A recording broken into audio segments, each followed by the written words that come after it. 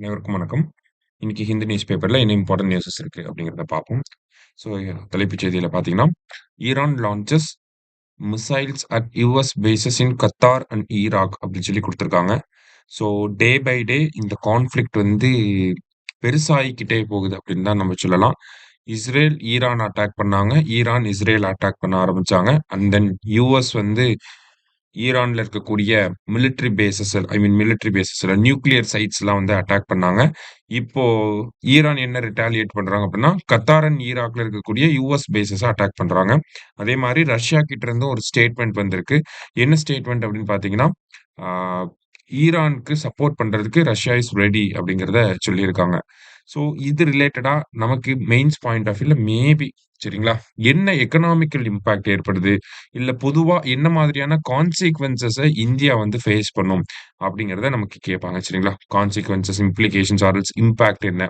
இந்த மாதிரியான ஒரு விஷயத்த கேட்கலாம் சரிங்களா? ஸோ டிப்ளமேட்டிக்கலா நமக்கு வந்து ஒரு இம்பாக்ட் ஏற்படும். எக்கனாமிக்கலா இம்பாக்ட் ஏற்படும்.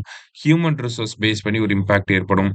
ஆ கனெக்டிவிட்டி ப்ராஜெக்ட்ஸ் எல்லாமே வந்து அஃபெக்ட் ஆகும். இந்த மாதிரி நம்மளோட ஆன்ஸர வந்து நம்மனால குடுக்க முடியும் சரிங்களா? ஸோ இத நம்ம தனியாவே வந்து மெயின்ஸ் பாயிண்ட் ஆஃப் வியூல எப்படி இந்த கொஸ்டின்க்கு ஆன்ஸர் பண்ணணும் அப்படிங்கிறத தனியாவே நம்ம ஒரு வீடியோவா அப்லோட் பண்ணியிருக்கோம். ஸோ அதையுமே வந்து எடுத்து பாருங்க. மெயின்ஸ் பாயிண்ட் ஆஃப் வியூல பிரிப்பேர் பண்ணக்கூடிய ஆஸ்பிரண்ட்ஸ் அந்த ஒரு சீரிஸ வந்து ஃபாலோ பண்ணுங்க. சரியா? ரைட். இதுல வந்து நம்ம இந்த ஒரு நியூஸ பார்த்திருக்கோம். அடுத்ததா வந்து பார்த்தீங்கன்னா இங்க வந்து CUMTA கும்தா அப்படி சொல்லி குடுத்துருக்காங்க. அதே மாரி CMDA அப்படின்னு சொல்லி ஒரு இருக்கு. 2மே வந்து சென்னை பேஸ் பண்ணி வரக்கூடிய ஒரு 2 அப்ரிவியேஷன். இது தெரிஞ்சு வச்சுக்கிறது ரொம்ப நல்லது. சரிங்களா? CMDA அப்படின்னா Chennai metropolitan development authority. Chennai metropolitan development authority அப்படின்னு சொல்லுவாங்க. இதே கும்தா அப்படின்னு சொல்லி பார்த்தீங்கன்னா, Chennai unified metropolitan transport authority. சரியா? கும்தா அப்படின்னா என்னது? Chennai unified metropolitan transport authority அப்படி சொல்லி சொல்லுவாங்க. சரியா? ஸோ CMDA அண்ட் CUMTA அது 2யும் ஃபுல் ஃபார்ம் மட்டும் பார்த்து வச்சுக்கோங்க. சரியா?